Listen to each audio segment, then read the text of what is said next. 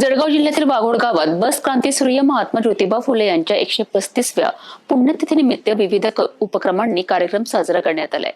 गावातील सामाजिक संस्थांचा सहभाग, पाहुण्यांचे मार्गदर्शन आणि विद्यार्थ्यांच्या उपक्रमांनी कार्यक्रमाला विशेष रंगत आली आहे। रावेर तालुक्यातील वाघोड गावात बस क्रांतीसूर्य महात्मा ज्योतिबा फुले यांच्या 135व्या पुण्यतिथीनिमित्त ग्रामस्थ आणि माळी समाज संस्थेतर्फे अभिवादन करण्यात आले आहे। सुरुवातीला महात्मा फुले यांच्या पुतळ्याचे पूजन व पुष्पहार अर्पण करून कार्यक्रमाची सुरुवात झाली आहे। कार्यक्रमाच्या अध्यक्षस्थानी ईश्वर सोमा धनगर होते। प्रमुख पाहुणे म्हणून जळगाव येथील नीता जाधव उपस्थित होत्या। यानंतर उपस्थित पाहुण्यांचा परिचय आणि स्वागत करण्यात आले। यावेळी माळी समाज संस्थेचे अध्यक्ष डॉक्टर सुनील चौधरी यांनी संस्थेचा लेखाजोखा सर्वांसमोर मांडलाय। त्यांनी संस्थेची स्थापना सन 1952 मध्ये स्वर्गीय ओंकार शिवाजी पाटील यांच्या नेतृत्वाखाली झाल्याचे सांगितले। तसेच संस्थेमार्फत वर्षभरात जन्मलेल्या मुलींना मुदत ठेव व्याज रक्कम वितरित केली जाते।